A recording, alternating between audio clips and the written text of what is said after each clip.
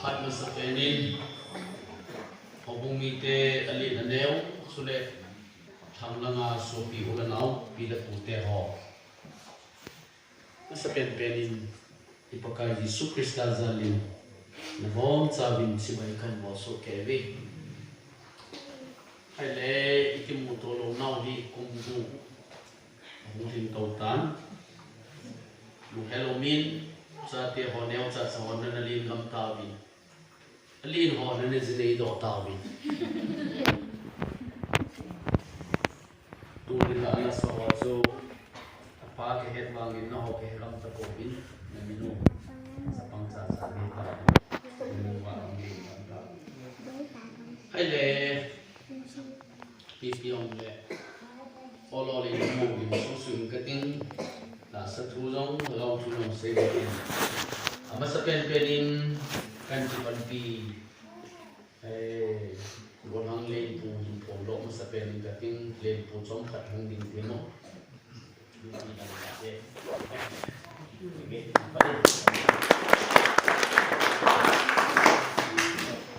học tiếng lên học kịp thì là tôi về mà nó xem hết cho BBC các bạn in hivi BBC số học số tên số mong ta điều phân màu khi điểm về ngã surasan pula cho điểm về ngã xem win ama hi haya omin tuition apolin class 10 8 9 11 12 thì hỏi hi bên là pastor học to akit homin money in soul winning ministry ki kha kalau mang thai hu to na to khan hi loyal pai te ho to ki thol win abol win it's a ministry to say ju tu chunga hi no ki za marwa tu chung ke program hui amani mo ko na le na ho hung ho le ben ki za marwa program len bol wa ke yo Hogam kata konanin ko wa. Hobungin phala chole puja hi isi program dinga kimuto jepin. Program gonga no hole temle isi ministry alam kai mo poten hin. Papa theni ke program ka thego kimuto sa jepin. Nabon sau jun aven ki pa thukan phongina hi. Loting le isai bang chun Nếu mà làm cái phụ nên phun bằng xuân anh ông không tạo tiền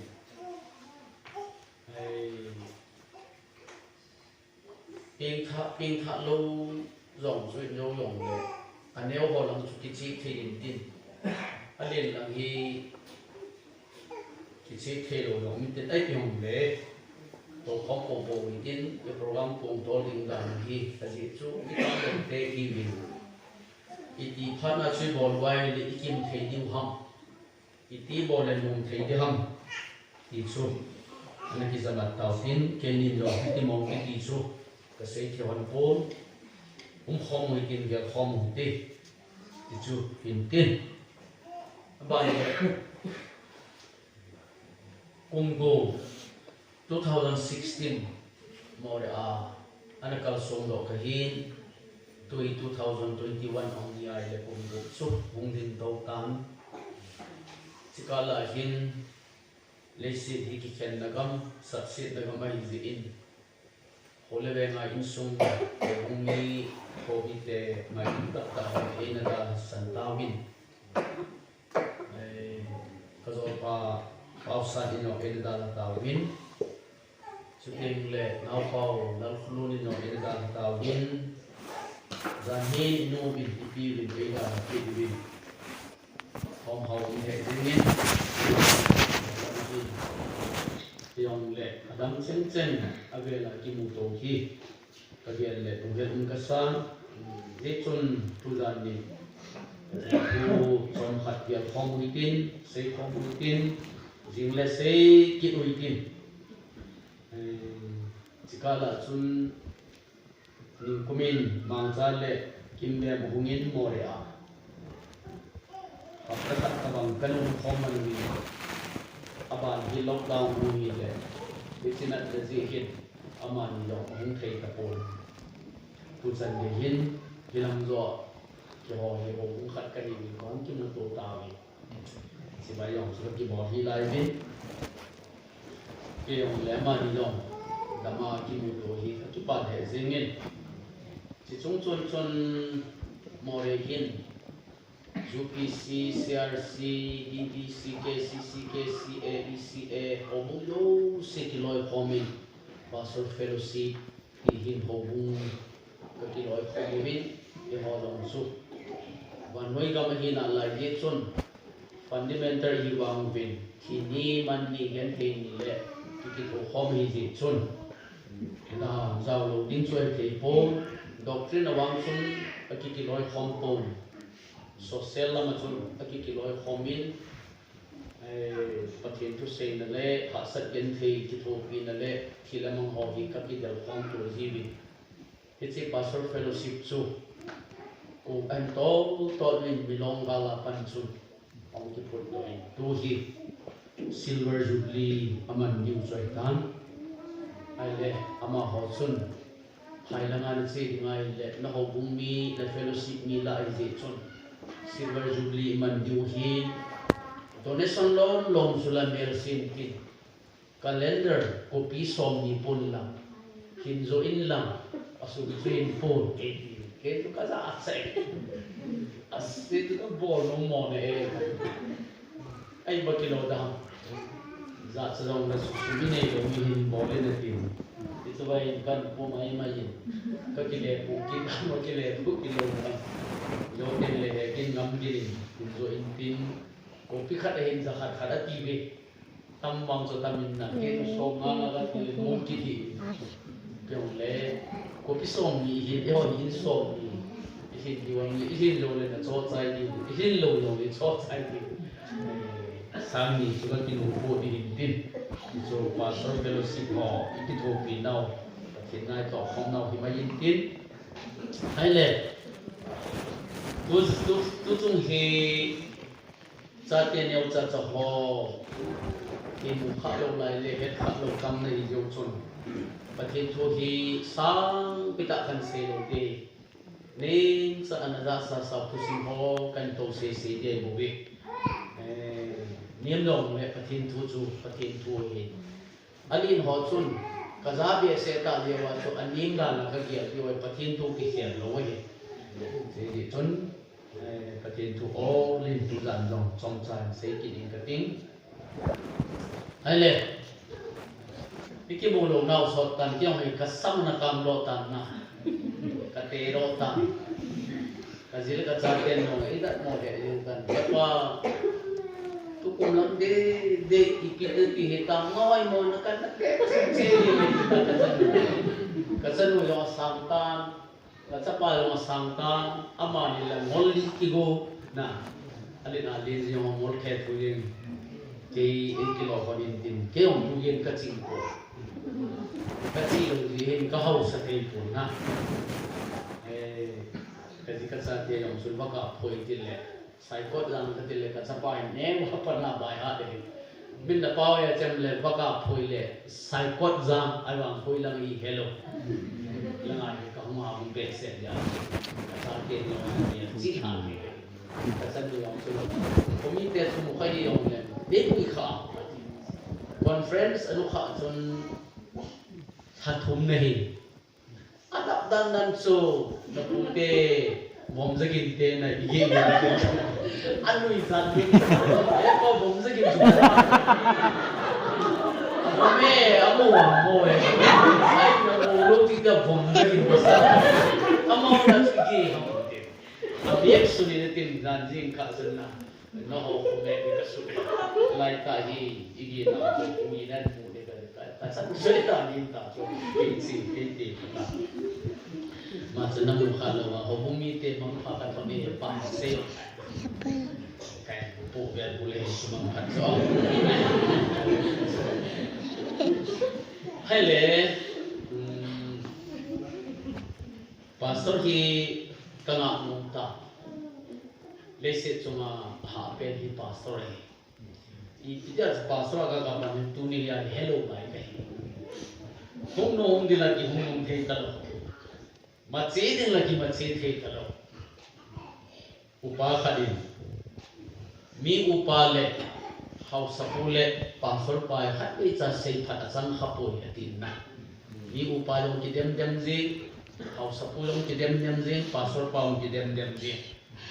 kyo tu chung hi kem kin kong ding po pasol po ya hung ki go hin ama he akin chun ji chun hung thei pon atama ai le tham sa ni ha wang le kong thei di ba a ti hung zong le kin tin hung lo zong le ke ni to tin ma du ka tin tu za nin ka sei bang chun patin thu sim ta in sa pa mo zong le thei ding patin thu khat se ki ui tin he chi sei diu chu hi ti hin bol ti patin thu topic in bolin ka tin mi khat le nanuk le nada ki banga na chom si nin nan hol do te đi cái gì cái hệ thì mình nắng nốt nắng đào lộ vài một cái hệ lộ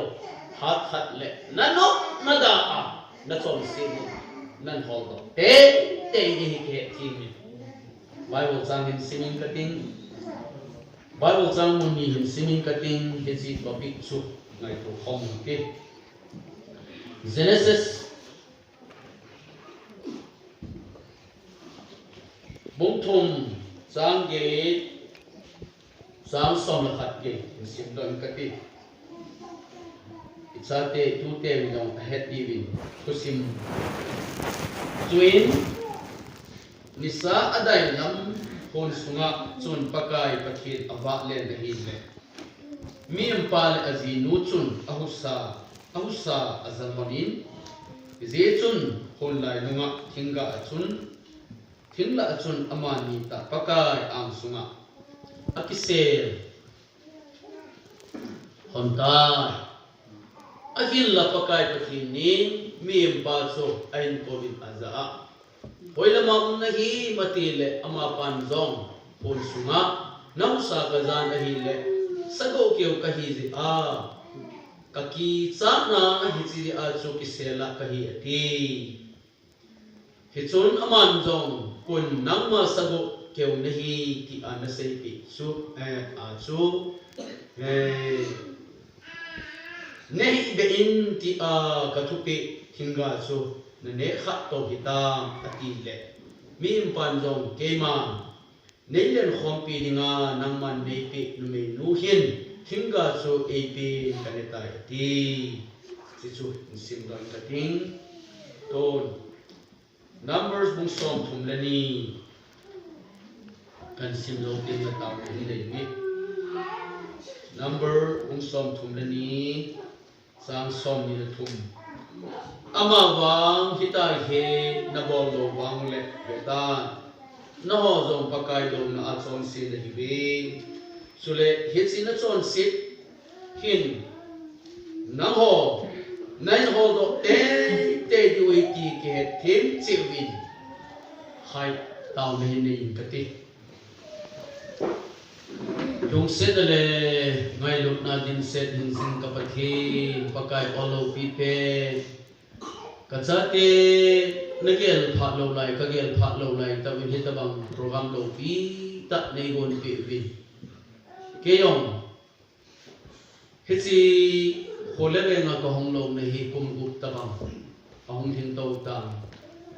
cả cha tiền yêu cha họ dùng anh buồn hăng lăng anh nung ngã gam ta vin sule cái số pi kapu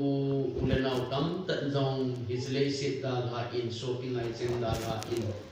nó có mà anh cái sol ta vin pakai uzani adam chen này cái mô tô sa wa pakai ka program ho phat thei nei bo wa tu zan aphat emun ta ne din sa ta jewin ka ki pau bin namin lo ki sang ta pen thang ba hi amen pakai lu sit them ka pathi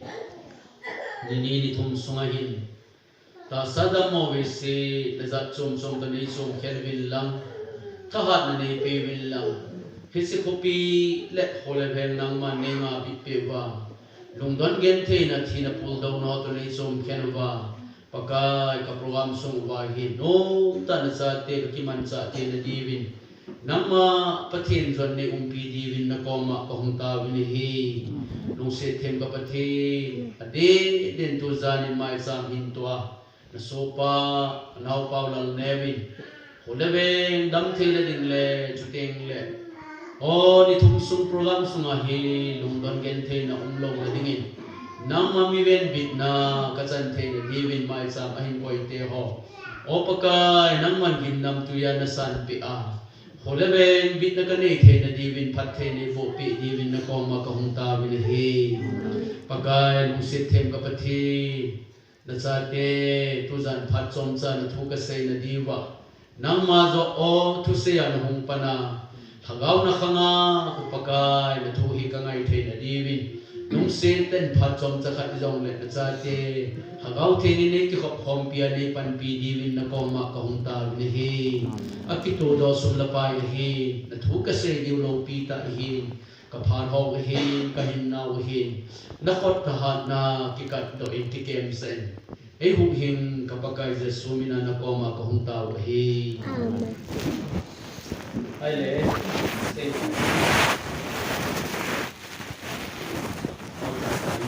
ko nasa sa sei ai le kitchen bible sang suy sing ka ting point khat na dingin sei pai lim te so bite ho point khat na dingin umiza na chon se na siang na lai ding ham tu ba chỉ số point khat na ding pai pi tu ba umiza na chon sit le na pin thang do na kisian na lai ding ham aji jo adam le wi akiselin pagkain aga holder sule number bu som thumlani ai chun ipo mosfi in Israel sa te koma na sei bang mangwa hi khona man lo wai le hi china chon si ru chun phat khat te le nan hol do te di wi hai pulang chilai chu point khat na ding in gel khom hi kin kumiza na chon si na sian na lai diu ham so pi te ho chi so point khat na ding in seutin bible sang mun thum tabang hin sim don ka te ki chi pan sat na ding chon ama sa penin sam number somali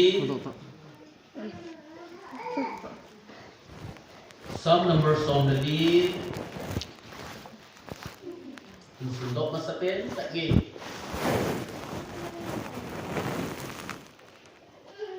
sam number somali chang ni chang thum hin sundok ge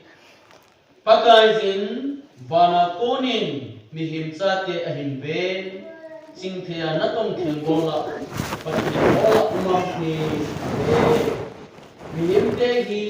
aba mang ka ta ve ki bang cha amun sa ai ta ve silpabola panga khat jong aumpo mihin khata khat jeng cha jong aumpo ai le bete mo su ki ho bana esim pau pathinin hadong se in chunga ponin mihim te an ve in ai bangin khat cha silpabola mo poeti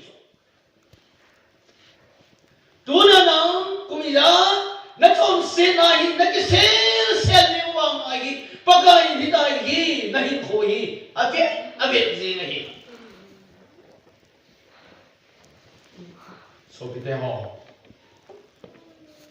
ye ho ki se hi ki sa utta khat hin sin ve ki sin ka te sam lekhabu mama labu mama jun songa le thum sang ni chang thum man sin kin ka te sang number songa le thum sang ni chang thum pathinin mem cha te ge wana konin an ve zengin achin khawa pathian ho anung lui om khat to wa ahi le ati khai pathianin asim samim te hi bana korin han ve achim om dem kei hol om dem kadum zui om dem tin su le zani hiti hin nga le ni la pe ai bang khat cha om pui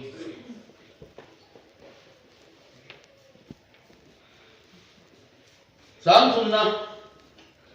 abon chan ake mangsu ta vin aphat mo naw ake bangsu ke li hai ngai te bo pathian mit mu a hi khat cha chon phai mu we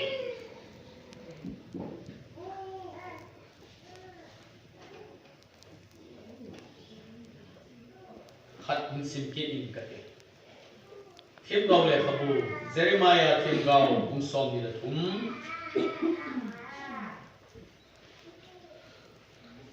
sim dongi Jeremiah kim gao le khabu kum som ni la thum sang som ni la thum som ni la di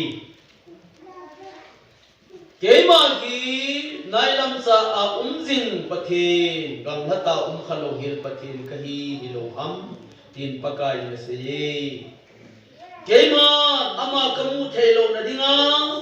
mem cho ama le ma kisel lai la ya kisel thei ding ham khai tu jang ngai to bo so kite ho hau sabulan ne min na het lo di we he na bu thimin kho le na dham phongin kho hi pastor pan na het lo di hi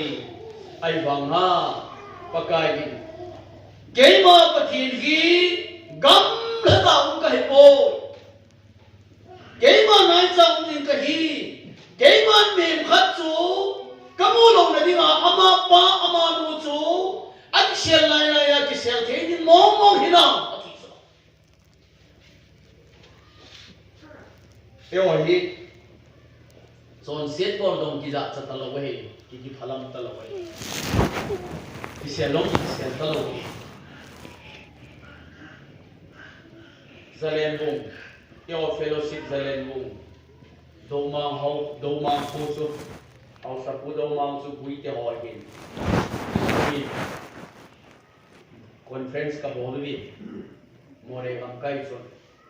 speaker kahin, indoi, kipa thua senin fellowship, border area chunga kipa thua sen dai son hiti na se data inta. BBC te midang to ki khit naw khat se ki pa thuin sein ka te ipiam tai le gu thim thima talap ne gu thim thima khaini ne gu thim thima judo hiti chu midang to ki khit naw za san da ai le tunin lewo hobung sunga Hilong sung talo na hang hong ta akum manita hamo sa talo nena ngai ko ti hin sin chai ni keman ama kamu do na dinga mihim so ama le ama kisel lai da kisel ti ngam tin pakai si keman wa melia din so kanilo ham tin pakai si mai bo Nei noi thosagi noi kisel long na chu pakai din nei lawana ke din so kahi mihi ma kisel fe na ding ombo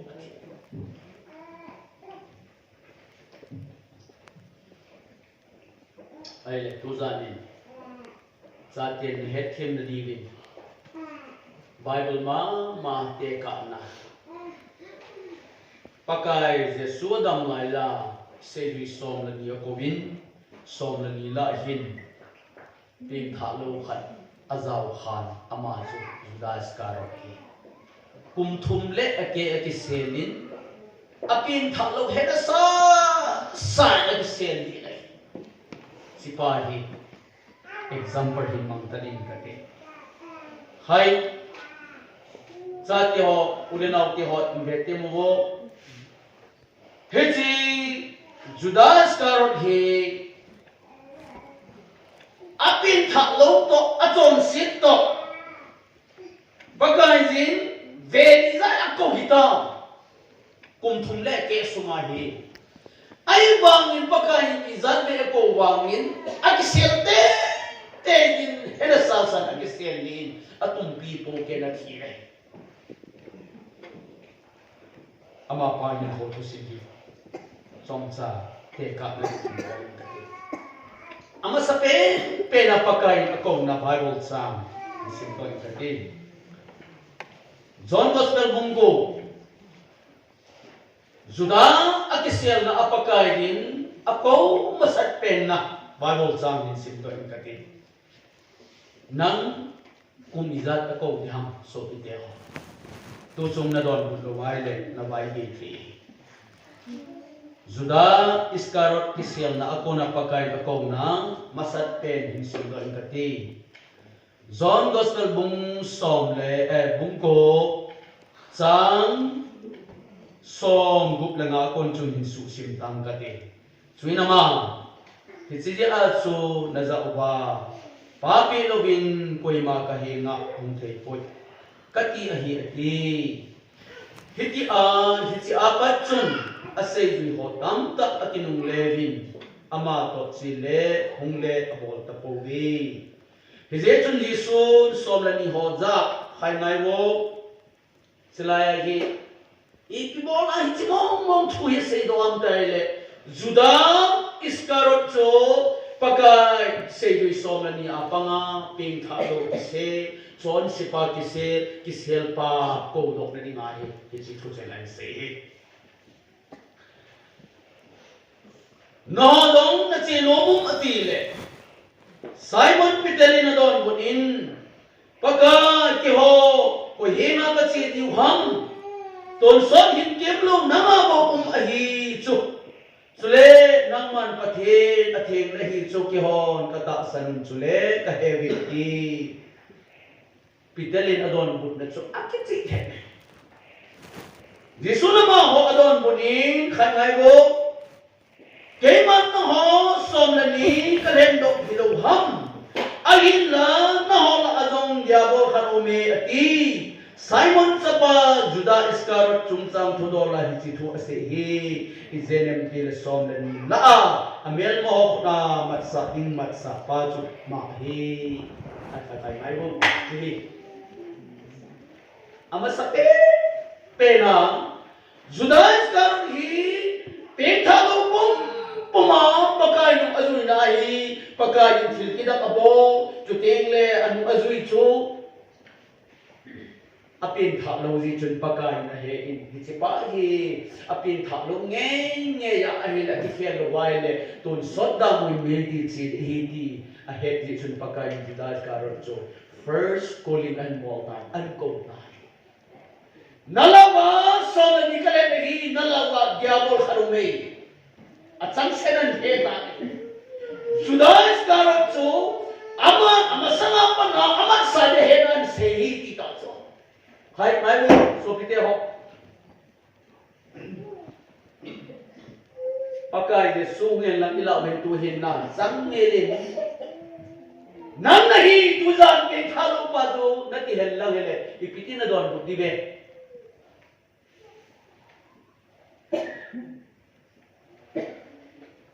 Juda Iskarot chu pagkain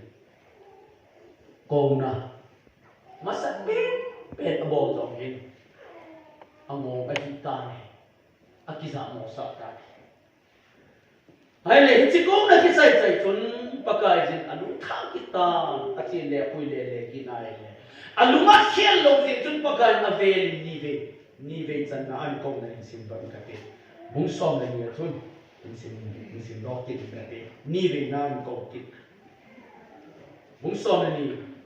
sang khana ko na su sim nge sang na ve chu athu sim agra ma chu he chon kal chu put masang ni go ni Jesu athi a ko na thodo Lazarus na Bethania chun Jesu ahungi chuti chun ama dingin za simon chule malthan azen le Lazarus wang chu an ko nga ama ho hol a chu pang hi chuin Mary amin halpi be spinal kiti thau nam toy man tam ta sel ke an chojin jisu ke anu asamit athik nimin ahile agim nam cho insung alo sok jin he twin sei ri hola a khangai bo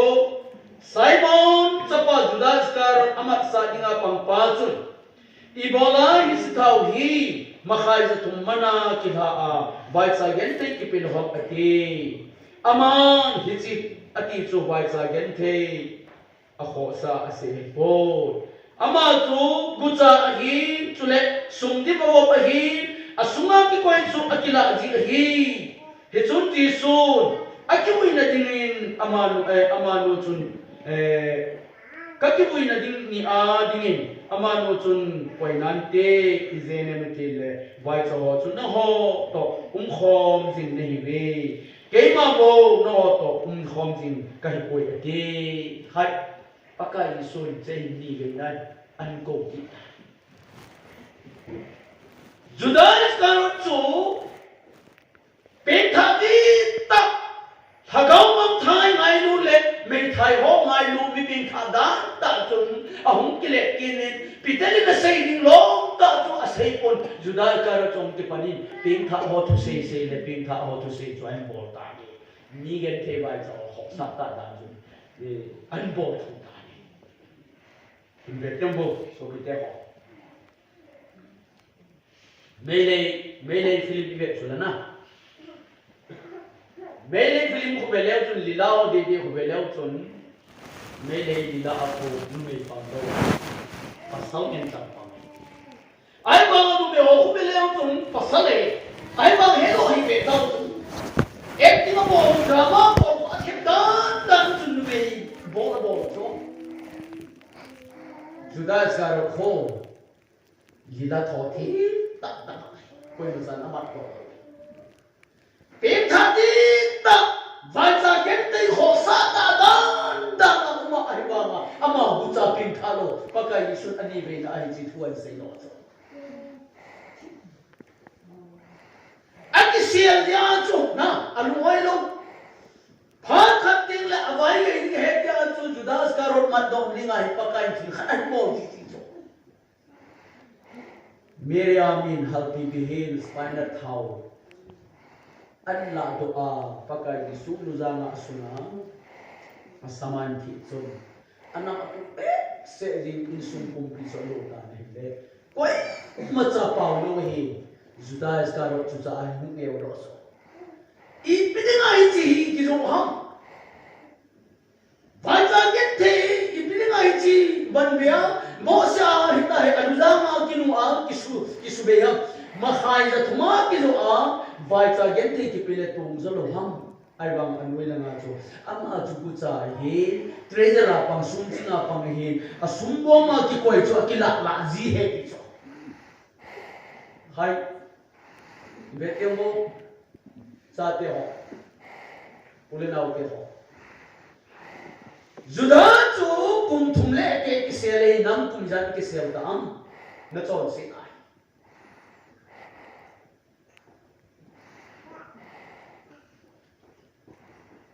hat khat lawang na mai ge di we tu chu hi pakai na ko na lu dia le to hi chi chu sa yong chun e ki le na e ki le khat ve kazu do de hi asu ni ai ta to sumdik ki choya asunga ki koi sumka ki la ji hi asei do ki din ku cha he ti ki tan ai na ka bo do si amu su ke din ki phalamin tin in ho ki he zo abo ni lo ate pe ma chon so ai le athum ve na ko na mong som na su ko ki go athum ve na chon itinan sei do ki de sang gera kunan sei kate isu sei kate sauze bingin go kunan sei Simon Peter na za pakai ka ken zen hilobi ka khop le ka lu zong e ati jisu na za akisil aken dai lo adam kisil lo hopo apum pin nim sok na Sulit na ho nangim na we ahibangin na bon sa bin na hipo we judaan hen kita zat do umay he chon sin thu ki se le ei pan kha le din kita lo thu ki se le pathin tua ei to kha ding din then gil lo em sin thu se le ei pan le din khosma hobung suma ai le bagai Yesu di zat le ama hi at het tu bitam na abo khi di ase pe ta pai wa nga aki pho wangin pho ngai lo wa angong wai put pa chu het man lo khila ki sumam de ti chu di gol pau juda chu ma hi hu chu de second counseling na kung sa along alung khelo kung nilong na ni na alung khelo alo khelo phana hi athum ve na a hi chi kasim do ya athum ve na ta so pakka na ko nai nam kumilat ve na ko hitam so kite ho kung sia program ki ko wa nei ko na khel de lo na ne ngai na ne na don na bo bet na bo na kita lo tho kumilat ve pakka ni na khungaya angai lu na hi na khona na dam zamam zudan chu pum thum le ke pakai atopi in an ko so khom pi in a khungayin alung se ta chu ko bin ai wang amo apu in achi konte nang kum jadi dam pakai na khungaya pakai di zat na ko ta am hin simhang ni Yesu na za akisil la kentay lo adam kisil lo khopo akumin ng nai sule no ho ningim na be ay bangin na bon sa binay ko be izenem ti le ama matsak dinga pangpaso ama na het sa hen hitiji aso na bon sa binay ko be ati he juda so ay hen kita e zo bon pa pagkajin aloy ho ta tu khomteng le hempa hi apoyo po nalawa atalo khat ong sa hekejin hitsi atalo pamat do na diga chun pagayin aza na poli tsilaya hi at say we take an silpi so ibia to silpi ho khom tele hilanga indirect apap langa to pa juda adi lo ya so ama pa avela hesa no ya so asay we take an sinna so lesson tan po do so ngim na be ai bang na bon chang na po aji chuchi pa ko ni mat sa din to kahet kin te wo hi ti so ani ngel ang say do kita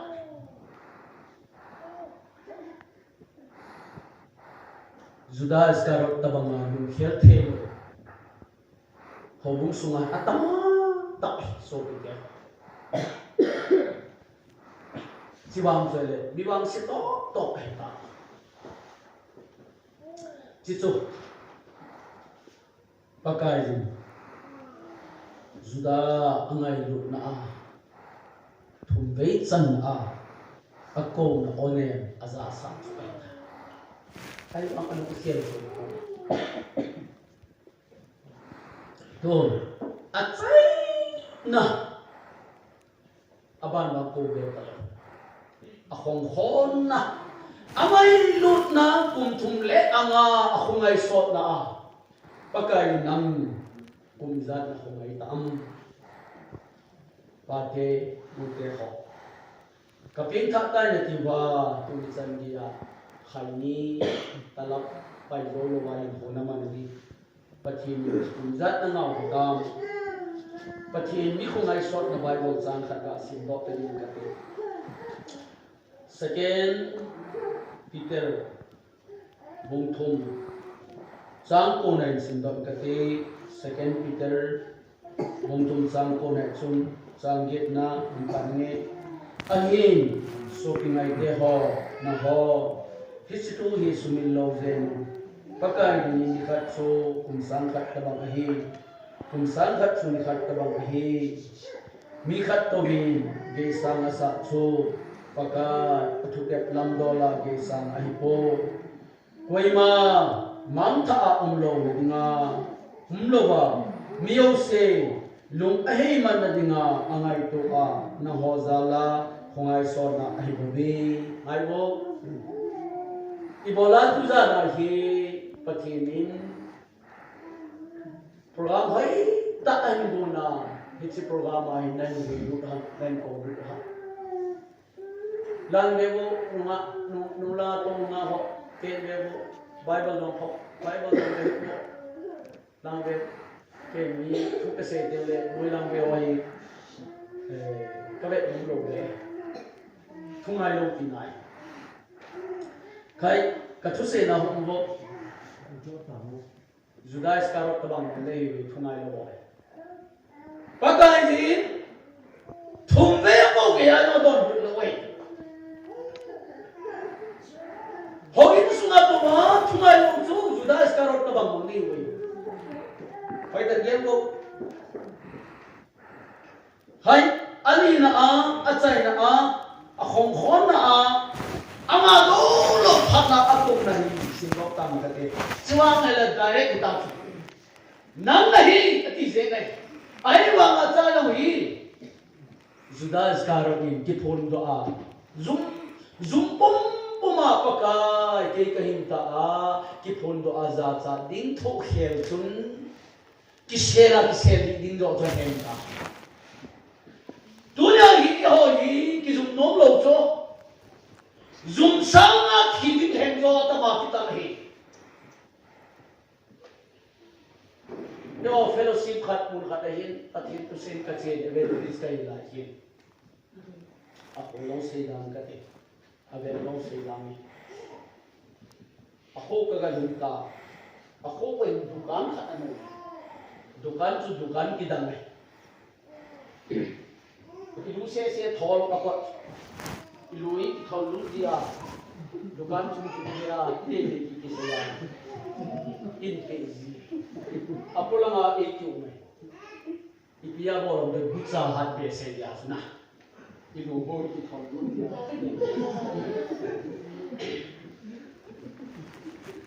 ale nupi khat he nupi phata khat he anh giống cái hệ xây đặt tăng anh muốn thon đi na thì là cái chỗ cái anh mua cái gì cũng ăn lộn cái lúa bột cái này là hệ cái nuôi những cái chỗ bột cái anh dẫn bột phạt để tao anh mua cái gì một ít liền được lúa phạt những cái coi giống ta cái chỗ rồi lúc tai cái nào ama anh nuôi đi anh nuôi na apam lang anika ay khayni boro adula dukan sunga ata sala puna khayni to me ay la tui ba chu athin hita ke apama kom lam hello netang ka kita hunda do ay ne ken ko sibai te ka dai le sibai te ka ti phara to ne ding long Parak, si bayi ni yung parak, na, ang ito na ada sa panay aliyah ka ako na kita ya si bayi ni kasak sa lom ni evangelist po ito, kay evangelist may ni datsa, patin na datsa moham katile hita sa ito, patin ti mo hangap lo. Zat ni or ki zat wa zat le zumi ki zat wa zum sangin zat sangin ki phondo sangin nga sangin ki seling ting ki seli tangi ti hi Judas karo si su no ho tula na hi mi pi tam ta hi ma so e Bible zanga sindoi kate meti mung som ni ko achai na ke ya pakai ibu pihi itu ama apa ya kisian lah cici kisian lohi ama kisian dong le pakai naga kisian lohi sang som ni apa ni insu sidngi so in ni hal ai pan in asai ni tes som ni sudah anko muna atau tangin chuin an ne lai to on amana zawa ta bia ka se hi nalawa khanin epido a emat sa ding hi chuin alung dong ne jing ta bin azawa aza pakai ke ka hi ati che ta bin hi amana don punin henga ka so khom pi pa ta chu emat sa ding hi mihim sapa achon chanding kisun banga chu chiding mong hi ai wangin mihim sapa pido amat sa ding pa chu o he adan e ama chu apina pin lohile ama dinga thajo ta ding hi ti he chun apido a pangding juda iskarot chun adon bodin midang lo sin pakai ke ama hon an ser ngai nu chele nahi poi ke tile ati we pitel la patun adam sisin pakai nazo do din chu ke kahi ati so ke ka chu ai ba ati lo khat me anu kha pen pa chu juda iskarot chu ti lo we ai le binamum ta lo ya chu achai ne ke ya hi adam lo pha na hi upai lo pha na ama lo him ki pana aloi hot ado bang chu pakai ke kahi nazo do din pa chu anti ta chu ale ngai tembo la ya pakai jisu ta ke ho nahi pakai ke kahi ati nahi le ama na ke se khai ati khai pakai jisu na don buna juda staro na ke se khai nang nahi tu ya na e pe do din pa chu dai in amasana chu thumbe akowa kho indirect ako hi Allah sa chai na awang chu direct ita chu nang nahi ati pi ta chu ai le la nu ga gel timbo pagai thumbe de nei bin phai in kanung ka hel chom lo hi duai ani be na achai ne hin kamina nei ko je na hi ta le kanung ka na hel lo chu pagai nei ngai na iti de hi in chu ai wang ma anu hang ta chu aza Zumruhana na laya chu ki pat do a thimpu pi pui ho to dangka som thuma ka chu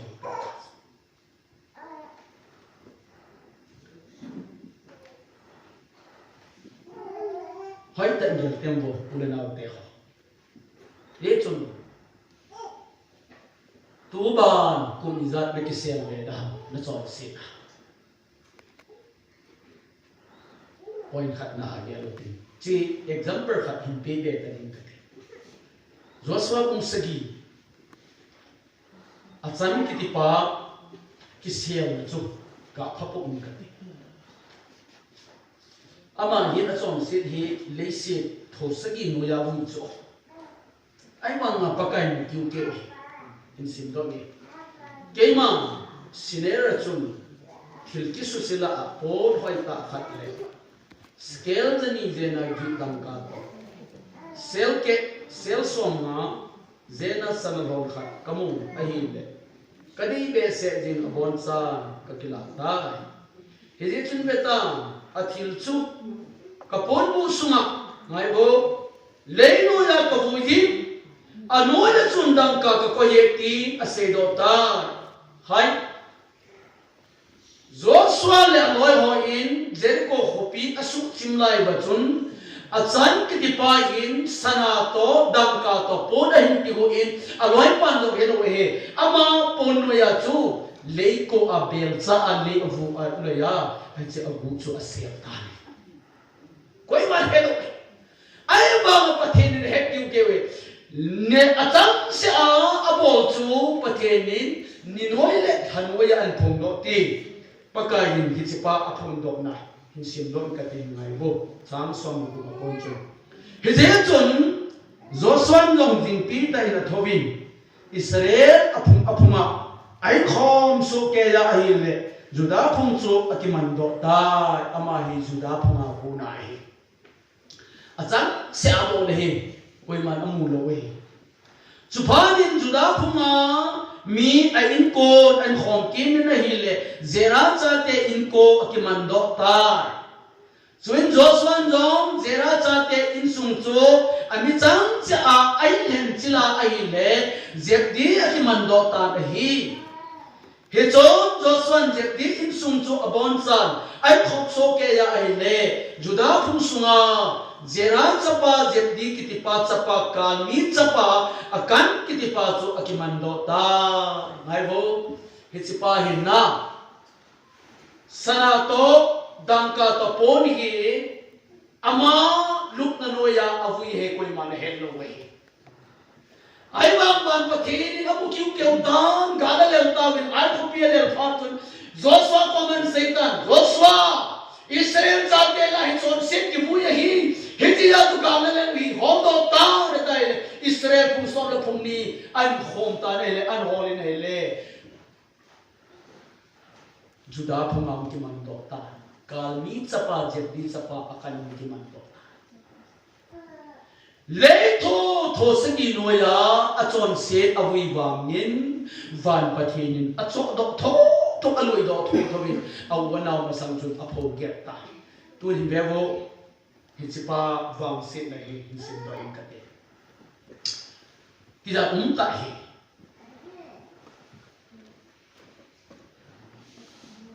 Joshua do asejin ibona naman ichungwa gimhe so hitabang hinay punut hitam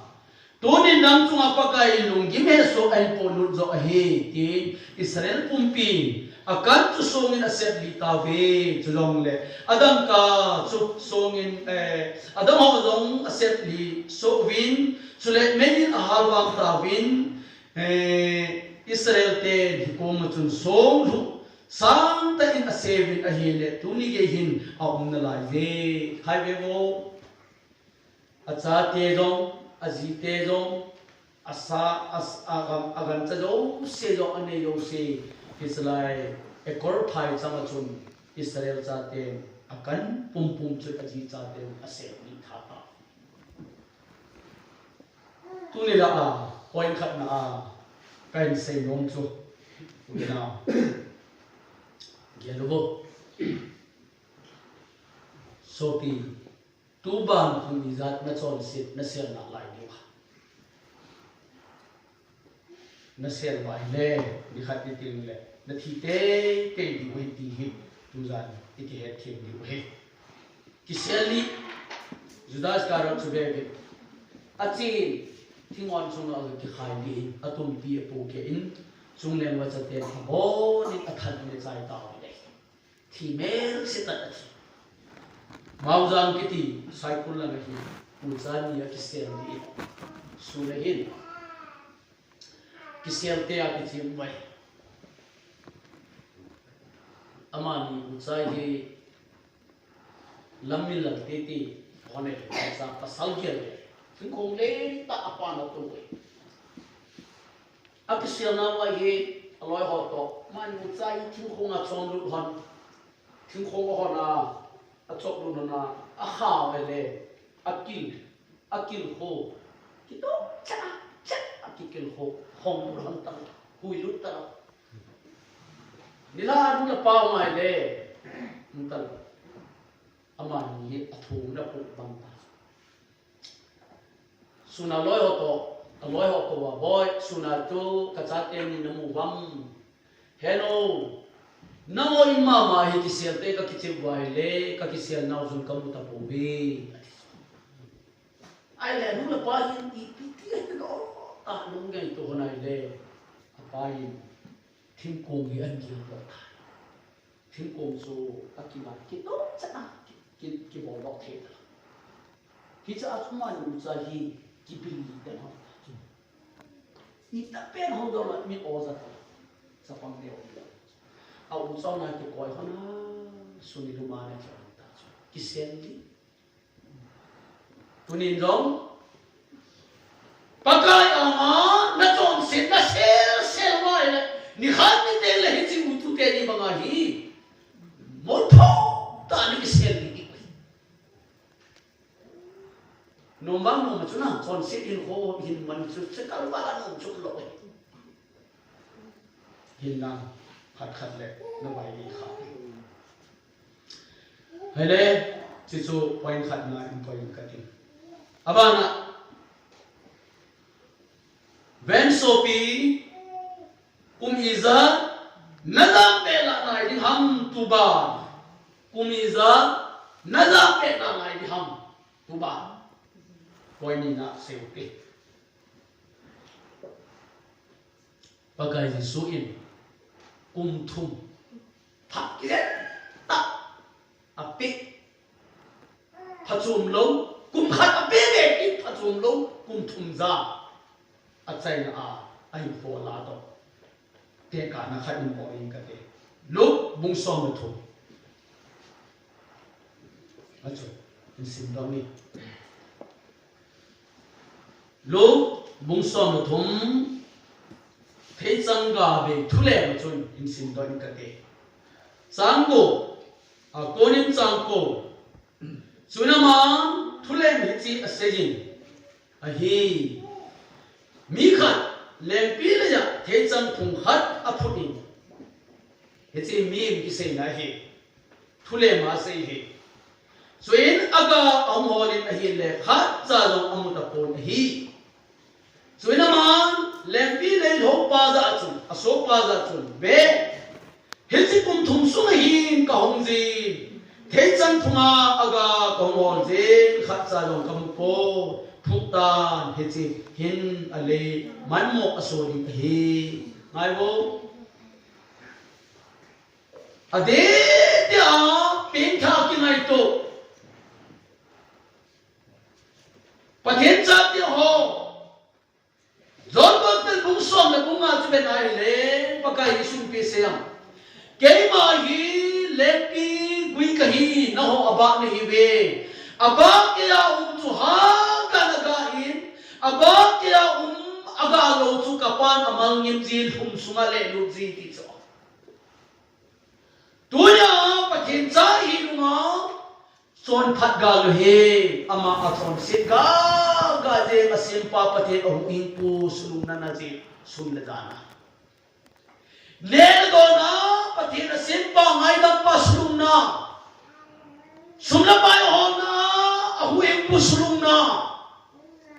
nitin kho a nu me ya kita lo chon se na kita lo na asim pa sulung na ling jin Christian ai wa pin thai wa phachum lo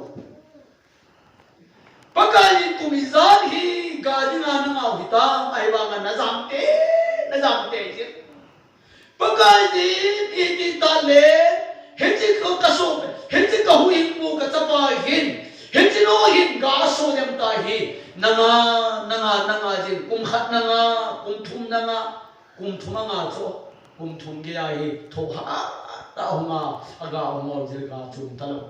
aso pa ko mai phu do ta ai ba ma so pa hung tao ta sin ngai bo so pa tao ma chin sim do ni so ina ma ta don bo den za paka hai kha kai ngai bo paka tu ku min long hoi ta di kum khat ve ta di ke ma na kim vel lai ki bong e in sung nge chukana aga le apha aga lo wang le phukta ati hai khai aso pa ina ahum tau tan pakai ina kum thum no ngin atheiga ampo hilla phat khat ve ki kum khat phat ve ki te hillai chome ka tin bong en sung ka tin hobe ne hong ki lang aga chom lo wa le thu dang ka te pakai hin kum izat na naw ta ai ba nga na jam te so ki te kum izat ta na pin tha ka lu pa te nu te ho han bo puma pakai asuma ki surrender pakai lung hai na hi khomang ni ngap chalo wa hi ta hi akuma pakai na mung jam naw ti chan na jam ni iti chan na mong ni wa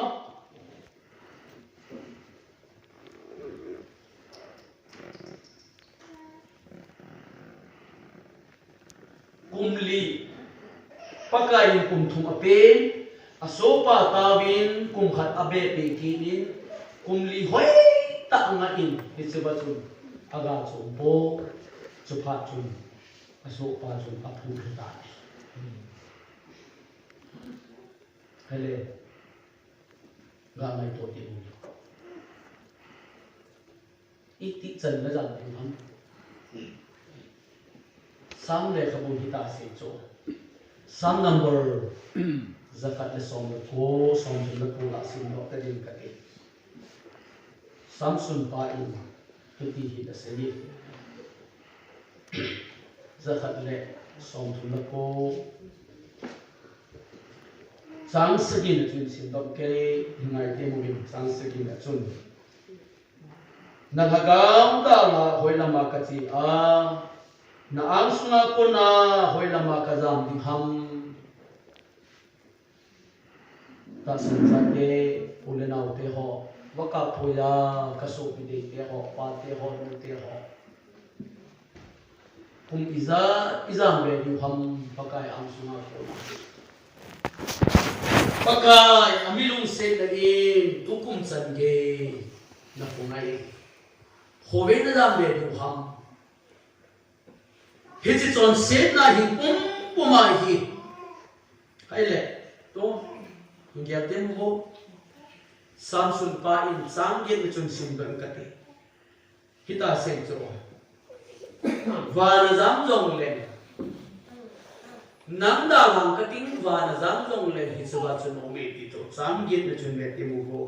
wa na ka do jong le nam ma no min hai azir chu enjoy simasa nawa kema hi vanle ya dimso kahi koi macha ki sel thelo medinga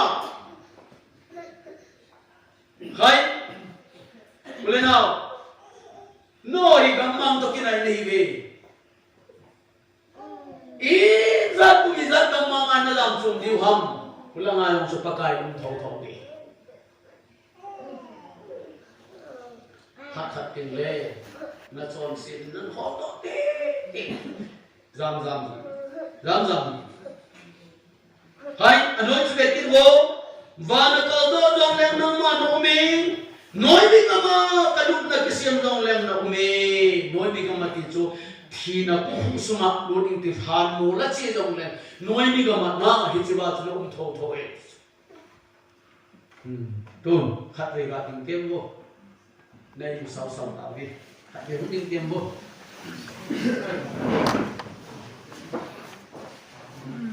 hop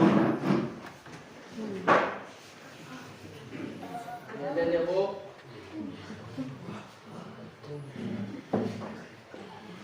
hop đâu vô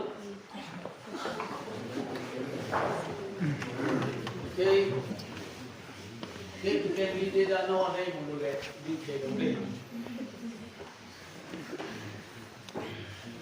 Lele, berarti tembok putih.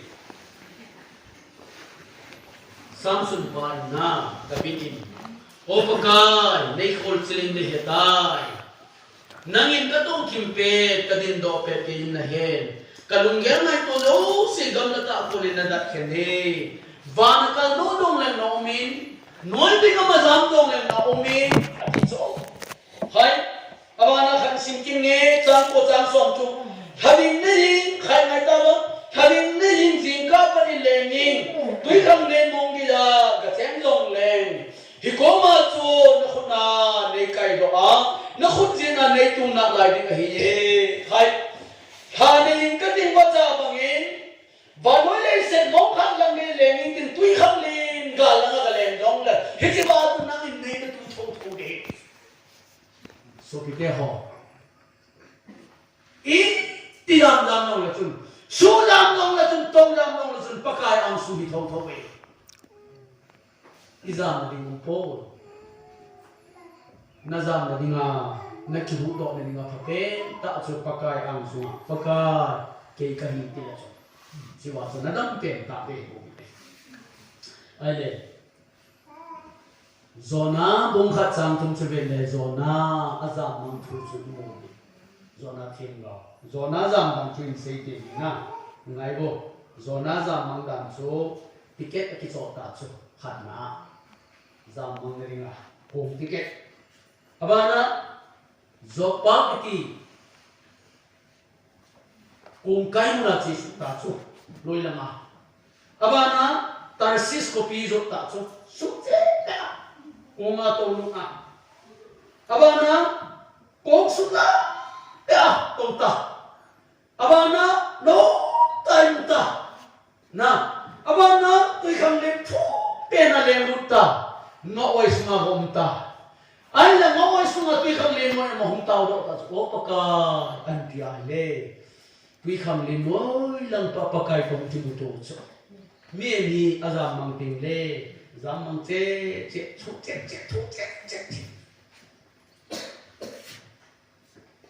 miền khá đi không kêu là hệ á bắt thiên đề thì chú quên màn bồn ngỗng đâu vậy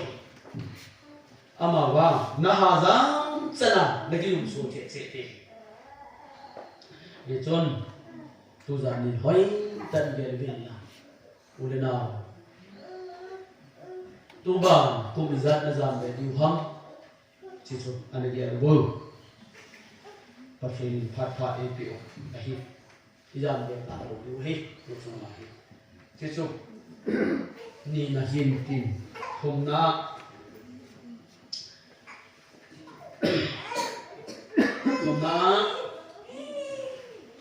nó tròn xiết nhìn ni khát lệ na hin tha tế đi thì chú thùng na xêu đi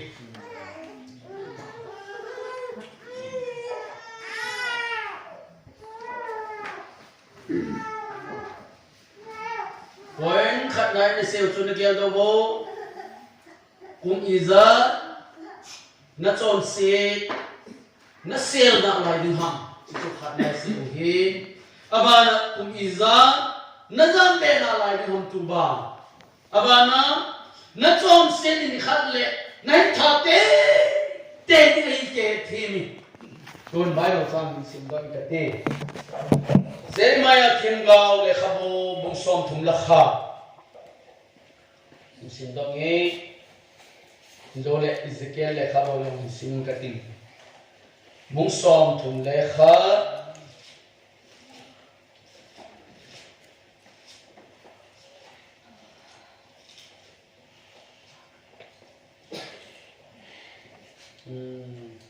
som thum la khat sang so mi la li in sin dong ka te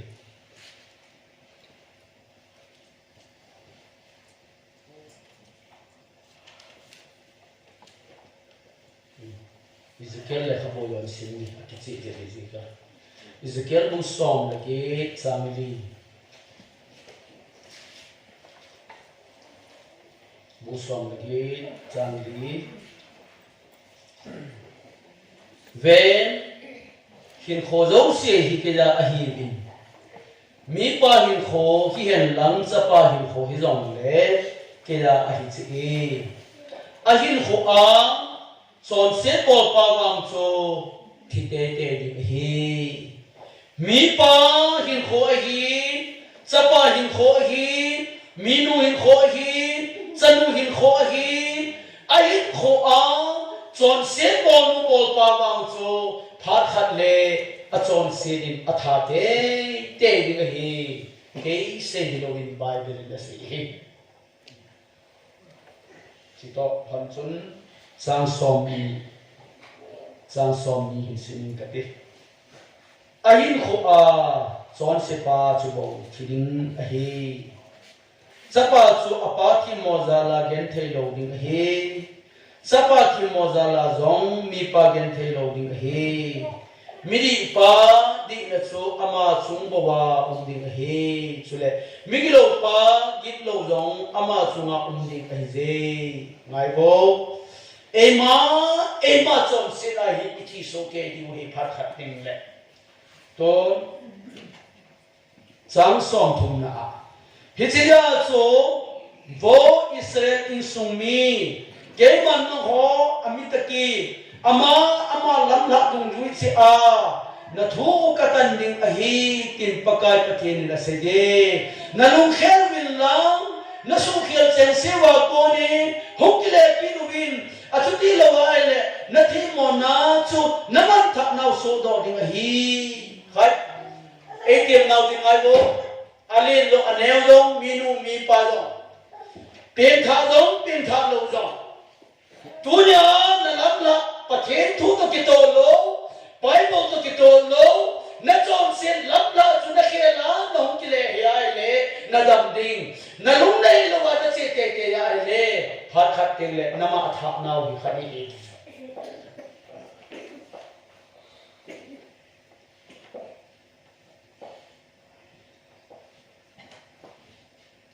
anu yong chun hin sin tha ki in ka te sang som thum le ni chun som thum la kha yong chun som thum ni an sin ka ka te i zena me ki le koi ma cha thi ji in ke ma ka ki pa hi le in pakai pathin da sejin hi zen chun hum ki le ki nu win la hin na ne yu ti hai na che te na bo te ya na chom sin na thi te le ka ki pa lo te tun bung som thum la tun chang som la kha chun ve bo pakai ki pa lo lan cho bung som thum la tun chang som la khana azawa se pi lojin pakai patin ke ma ka hing zinge kin sejin ke ma mi ki lo thin a chung chang la ka ki pa na ka nei po mi ki lo pa chu alam pi ki lo a ko na ang ke lo nin chu bo ka de hi he chi je chun lam pi ki lo a ko nin hong ki nong he lo jin hong ki nong he lo in a ji chu i pi dinga mo sa na thi di ham ati ngai bo mi chon se pen tha dong le pathin thu ma nga hing no ba thi ho hi paka ke pa lo me a ji chu to ha nei lo ja pathin to ka so ja hi ru cho to ka so ni nga na pen thai cho ama do gun se ni nga ngai dam na cha thi lo cho ale hon ke lo mi junom sanom ne a gamtin pola talak ne a na soma khana kita lobanu me ya zonga thi ho hi pakai ki pa lo be thutan na ma ki so de hi ya ama gam pakai ki pa na chu kyam til agel lo na ko na hum ki le he ya ngai dam cho ho bo cho de ni khat ti ting le na no na da ma na chom si ni na tha ni so te ho chon si nopsa na kichip na aniya hechi chon si nopsa nan atha chate ho ko hamo bible samson he na chon si kichip na ne he nopsa nan nan cho ama hat pe oi ma chunga mai hom lo ade de yabo adu du ane ai wanga ama har wanga pathin zo lo hi achai na pi bole amit changte ni ki kaw do a sina ke na bom sal banga sume ni sa wa to na ni ko so set bang no ta ta hi phat khana dinga wang cho ai ba hi che nom da ke chai teng le nom lo be phatta golf flat to Zaldan like to chana pantu kara hungin so pan gambang din so thum kan la ka chek cho ka bo ka loi china pa na som le mai ve ka sa pa ma pa na man tu be ri ka loi pha pe so 83 azudona 93 ka ma so tu ayong hi mi azudon na alu ayong len ni ko na simbe ta ke chun sim lo kai ka duwe itta nang se nong ka duwe pa ta min sardan laya garen to bomai le aning lang kana ko kana a kahi jene patta golf in chen pan kana na nunga khat nung ti ga de chan ti ma ya ai pa chu ya hi hicin ta ha in chu na ngol thu a ti la chon sin mo lai ta cha no da cha te pi ni chu chon sin mo ka wa nung lo hi achai na wang chu thin ai ti chu pai ta he ti no Samson chu koi ma kin lo he anu la pa kin lo he Philistine te kin lo he adu la zu do adu le ade le Philistine te nu ma ki ano mo ma mo ka bo so son set ki chim na ne ai wa nga amit sang te ni ki kal ko awang su nu ta lo he phat khat le chu hun nat tha te ki he thi mo bi so ki te Samson abol here tham khat in se te din ka Samson chu pathin to he ima chon nom lo pa pathin to ki se te aba khon je ne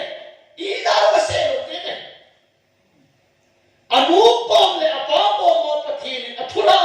achute na ma bol han lo pathin athula ju kyam te Samson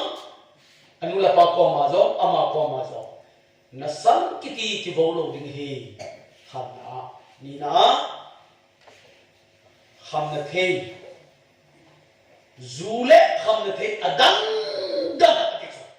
zule hamna the adang dang kiti na bolo ding hi ni na thumna abo kiti gansa thilo yong le mi he thilo yong le na to khalo ge ding hi lina Chetan lo nu me jen ter nu me ne ki pui lo be ni hi ji a hi chen dan li ka sen hi na zu ya ka thuna nga ai le Israel cha te Philistine te khona kona no hu do ding Israel cha te tunga thutan wai ho ma le nga na pan di kum so ta wai ho ma na pan di hi chi li dan ka te hi na sam na wo ang zu le kham na the na le ang chu teng le thilom na to kha ang nu me chetan no me ki chen pi a na nu le na pa thuna nu lo wa le na lo sam di hi pathin thu se khat cha ni lo khat cha bo lo ule na gel tem ho pakai sun ke se kanam ko zo ki po un apothei te ring azam ta hi apumo te nga kita hi so me open tha pathen thu ma hi thoi man te ano ba no me pen tha pathen thu ma khu mang lo hi an ke na gen the hoi to kai nom lo so ma khan lo pe nom lo hoi to no nom lo tao nom lo he a ji chu pathen thua ki man lo ja song tum po sang ma ki ane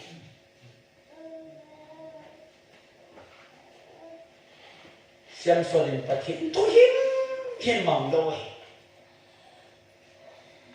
tu na I bola na cha te lo samam tu na I bola hita me se ne hi bom dai le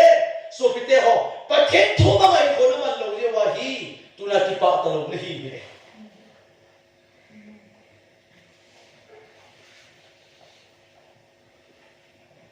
pathin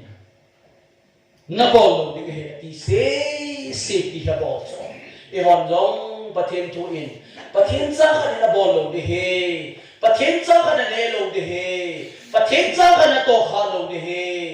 he chi na ho man ti ka ki sa nai ta be ka thi san man na hi be he chi na bol lo di he ti se pi hi I tha no wa na mi bol bol zalen mo house pu to ma chu adi chu midang to ki he na gu thim thima talap ne hi chu to gu thima ki ne ki talawe Samson na bol khil masa pen chu pathin to him nung lo we ana ge bi pathin thu na nun lo se wa hi ne ki pa lo be ki pa nung lo ki nama tha che subhol lo tu nama tha che pa ho nama tha che nama tha che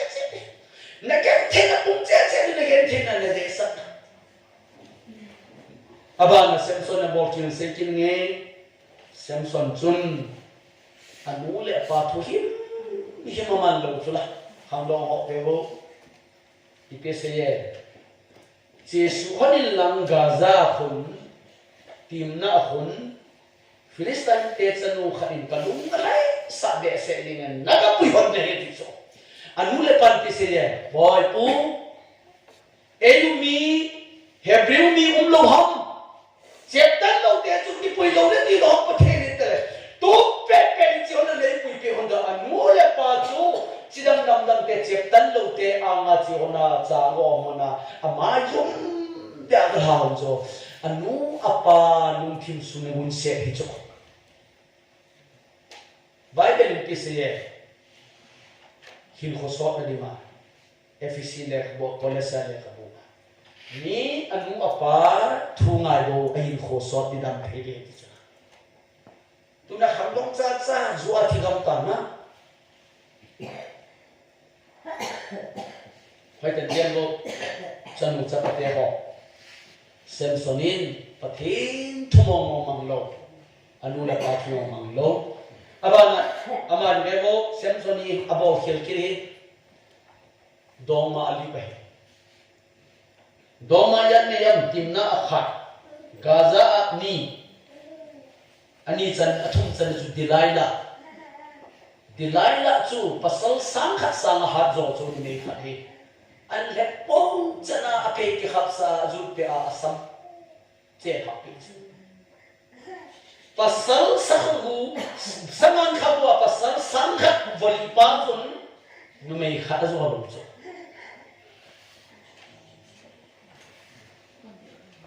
khoi kan dian lo cha te ho cha te kyo hi lo na fa pi yo a kha kho lu pi yo ko sunga go le ti bo hai to a chai ni nei mu so tan ti Samsonin abo ke din pen ta chi ham te le Adam pen ahat pen na pathin king lo pa pathin bel lo pa tao lo pa ni ve go tao dam suma athi ko le na e o hi hai ve go ithi ko le pastor point ko pe wo de tao pe wo mi khat thusin sen da golang le loi ta khat hi a khole a le no si ra tang ba anuin infante pastor pu ni he dai mo ke he po ko ni ti chu ka he non thei de ha ipiti ham da tora ka chapa thiding ru me ko choi mo na chapa hi chu he Usena la mundo pacho he ai yo me thiringa new tao ke ti ye chun ka si ka chi le golam me oi ta kha ku se ka hor wa ho in le to rin lam pi zamaha hi apo khulung lunga start bola ku se azal wa hai le pacho abi ni zomi ko mu kha lo wa zomi ho yon de ka ti so aku jom terasa, aku Vena le hungkap so. Oh, ni ngai dah mo. Kai pi na su khela ka ngai di. Pathin lo ngai pathin kom da ki thui ka ti. Na to ai na lo tang ka ha tai. Ke lo ni all ball. Hai le kursen wa chu jamahana pe ginga to khulung lunga prum chan hai twai na hai ni tong ka hai bu tai ipirati a thi kai ta no to bang thileu chu pi ni ha ra ba noi li si ning ke ha sa ipi na de ka dai le pa nei tau ti lang ka da po la Bible ka sim de ta na lo dinga nen Bible ka sim ta san kilo zo hai le anu chun boy som chat ye counseling bol to nurse si kan mo ba visa counseling kan bo ho ma hi diabetes on hepatitis on ve so to ma hi EPP na ta cancer achini ma he ko operation na bo wala ni la na man sa counseling kan bo le alu na sunga hi kisi be se zin ma ka le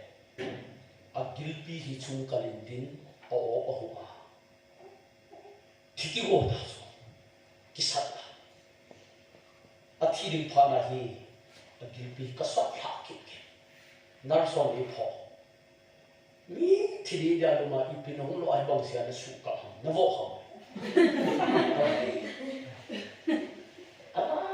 again a chon sit na kisi be sa ka za ki lo hung de da mi lo chu chu ta ka khani zo wa hi anun fanin bol kina pasal po na tao na pathe na sang damin kapot do tawi damin kapot do tawi ai le ichi kho chun ku set bol in ko ki tawi ko khai ai le ama pa hi ke chun an mu chun hospital a chu ping tha ala hi ke wang chun le ka sai ti chu ka gin mo akisun yan ba pha na kap thu bo hin kisi ta ta pon ti chu ka het tho ai le akisi ata ta hi le thapike cha ai na ngai tin ama hwa ka chi de akum thu ya wa ka chi ko se ama pa hi azam hama ma chu ake gi tina hai kire ti da pha na ke ma chu zau ki ta la chu za na ya no ma ji ka la ma kan hung lang nó hung tiền về nó hung lợn tiền về gì cả cái gì cả nên là nó có đồ về hospital chúng nó pin thảm lúc không ta cái loại này và cái đồng phát này cái đồng tiền cái tiền kita này cái tiền lo này là ta atau sana amal so pin thảm ama sila Sunday đi thảm một pin thảm apin ha so akisi na peta so hospital la athi ko na pathi na ti ahundam phara pathi na su mil kit na yo long hi ya lai sila pathi ki lo so ine itsa inche abo itske ya hum ki mo a lungdong ling wa ya wa ni vet jong la sang le vet jong dong a lung khama hum te ta wo pathi hindi te milung phalo te migilo te ku ki te cho dam pe hat pe nawan pe in chen pe ni pe na pathi hollo te ilung don ta le wo pathi na asang ta le ti ta na ke pathi ni len ku ki te ge alo ka me ka ban tha ba se ngai lo mi do da lo nya hai xem xuân chủ đề tiếng vô số bị tiêu họ ni về bộ táo về chúng bằng hạt qua chúng hạt bên dưới hay lên rất là tụt tận với hồng bung sòng này mà chúng sang sòng này cái sòng là Australia chúng sang an khâu à pasal sang khát avo li ni à chúng lên bé sẽ dễ mà đam cha qua là hi tháp nu vào đây ta ai lệ miền mà tên ai luôn vụ và tên cha sụt li đi với ta Islai ta chumel mate e tha sam paka kahin po ila tan ta ta so atawa ile paka lai na be sa le si apo ke sa pathin ki kuma le si apo ke sa apo ke na mona kli hu pu na hichi pli cho do na mel mate ang run masangai atha ha na ki za man ta so ki su pathin hu do athi ko la ta ale bana chi chu sumil ta Dilala malpe ki khama non ta apathina e imdinga aselo se aphun do munga he dilala asam basagia ki bolto achetan pi a e hota bang mga atham galo kichwa cho ahen ba thitule ta ni a ago am pe ba amit chante ni adot ke pe china hen ba sumai ai sa wa bong sal ba top na dinga auditory man po lo kinwa top na imuna he siwa sa pangkanan kay do na aso amau dragon masanga cho Samson bihat pa cho top na ne tao cho chalai ta Samson ani chang ake no ai hung tao so zabe pathi lungsit te ning kian to te kami chang te ni nang khat se thupa ni la ki kami chang te ni ani ni nong ti lo we lang khat se thupa ni la pen opakai ta wai le pathi na so pa ka na to ke la vo lang na ki na pathi la ga hong pan sakit na he ji im khom chu anu a ai nu chi ma athi ni awang chu mi sam thum chu thi thana chu ai wang a pathi nin Samson chu mi sam thum se that la si mi lo chu Israel cha te chu nga lem le wai hom ding a si ti chu ki bola chi chu ka siam de le chon sit ki chi na a hat la ya ani chu ki chi chon sit ki chi le chu ani chang te ni an kai do ki ta a that ni khat ting le ki chi chon sit chu na tha thong ni khat ye na su mi lo di ye chun u le na tu ni ge lu te pa te ho nu te ho pin tha hon jong ge lu te pin tha lo hon jong ge lu te nei kho ga pa kai ki pa lo wai le ni khat ti teng le ki chi ba chu zum the la nu thi ge namo tho kha di ton a chai ni na a na chon set na pa in sunga na po zo lo di hi na chon sit na pa in sunga na po zo lo di hoi tan ge bo Bible chan ni sin ba ya ti some numbers from the ko sang som sang khat na no ba ma no me ai wang apa na po zo lo na tu na cha chunga hu chu di nangin sam nam som thum la ko som la kha nangin mi hi a chon se ji a ne embola su di din na go te la aman ai pen long su ne bangin na te na ba gam ji ta evo pathian mi ko hi bible hobung programa onem la kam gamin mi azami hongun pathian tu ngai mu ki sem thai hongin invitation e bol he ko wai ama wang hichwa pathin ko na don bu lo chi pian bolam ta le ai in suna affect tai be all sa asmola ahoi lai hom khana an ka su long dong sa ni a cha ten da mo sa na tu ten da mo sa ni a bolo ke ya la ai ten ta azia ama na pathian mien ko ten le ko fina thin ko nga thina an ko zi le izan an ko ta wang na cha ti an ko wang dai su an ko wang yelbo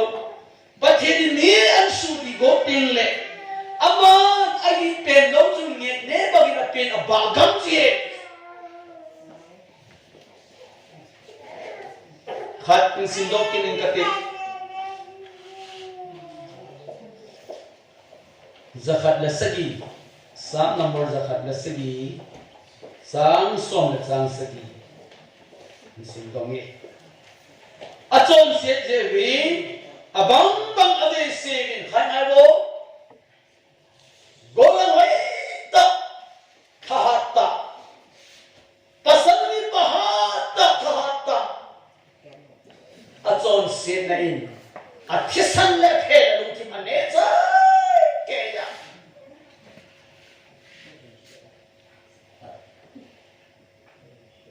kachunga nu zipa MNF chong lui hoi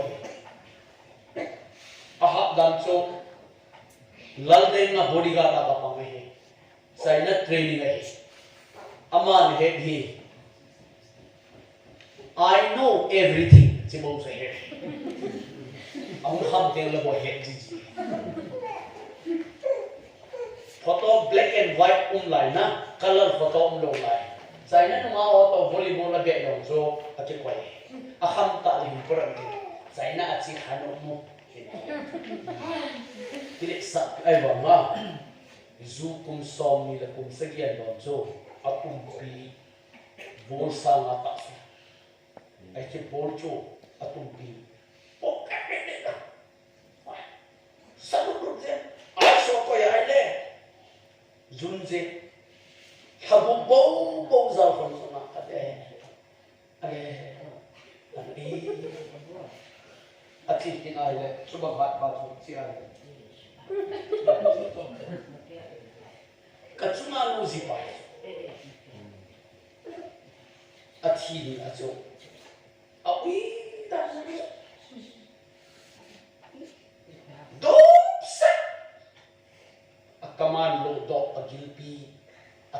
ati sanbo uita ajon senjevin abang bangave sevin athe mon devin hesu gen the thove ama thinu achaten thorlota patute again the ya khatwe ka ngari the ka se ke khas jika la he pungari ke ne kisan thum do pi phar la jo ke ngari dukanam ta ngari du pe ka se ke very so be there go la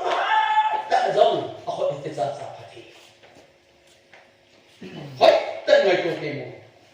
na chon se pa in sunga na po lo lo ni tu sa ti hon het na ding galatya bung chang sing su be dan bi himin atu tu a hagawa tu pa ton son hin kem lo ga lo ni ta sa tu pan kem mang theng na alo des hoi tan ge tem mo tu cha ti ho non het di bin leng David thosi bi se leng David chu no ta indan chungau mizi ka asusi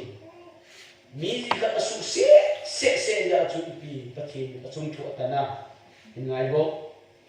pathin na in sunga tu nya pa na hi chem za lang ding ai tai kanu han da chem za na in sunga lang ding hi ati so ale hichi ase yo wa chu episode tam dai le atsapa azon apuna ahin chu pathit ang uhangin adengin nausen chu athatta khana nina aman mizi zon pi hi ama cha te ni zong ni amon kitipat anaw taman so zon pi ta hi chichu zentel te isunga nga zon kilo lo ama chon bana ama cha te ni ko aile ama azon pinu azipa thapi uraya to thai aile kitita tamal upa epsilon asopipa aman anam ususin ja abolta aman ni tha ja ama achate ni thata abane kitita epsilon ni chan noya apazi alupi azon pita apani mucha ta apa thai ke hoji ane ta apa za chata lai na ta ale itikyo chu ki lo apa do ki epsilon david chu achon sit apa do ba apa le na le ala pe ki na apa epsilon za la Egypt gama kunga kisela ale kitikita epsilon hoidan so anuzanga kuna akem toge no lo bible di kum khala samni ve voi asap palesa hinse apa na kine pipa chun apa le dong na ado ke ulwa apa del manga ipitita epsilon chu apa sipai Zoa epsilon lung chang lai ta ting sa kholu re epsilon tita epsilon pul davin ni som thumo to ka ho ri mai so bite ho thật bị tròn xếp bạc hi tắm ta in sunga kile và thiên thu ba lại thì hi tu giản quay mà xem in thắt dòng pin thắt đồng dòng tròn xếp cái gì bằng phát thiên này ô thì hi tu giản cái gì đó điều à trái nóเป็น point chơi này nó tròn xếp ba in sunga nó bộ dầu đồng thì hi bỏ đá ta chọn ra cái thiên thu xem in tạo là chọn ra đi Papa sudah sekarang kumtum leke apiselin kipon doa zat thok sangin thidin rok na hengin henasang sa in anakisel ta kumtum ba azamin kisel na ding hei po in zetun pakai tuni in i hozong hobung sunga ka Christian hova namma da ka ba na kuma tamta sorta boila ya kisel jong level ka kisel na ding mun boy ni sun pakai tu jan ni chi thu bo pan sa ni thu ka sei na ni khan ni ting le kanuk kada bang ba ka chon si din in do tho tho di hi dễ chun pakai zoom na le mai mo na kamu masang win na anga ka sel ha ba nang ma mi ngai ban na ka chan the ni win chom cha khat cha yong na thu ka sel ka bon cha ba ding phat the ni mo pi tin na pan tin ne in e hu king pakai ji sum na ko ma kam tau hi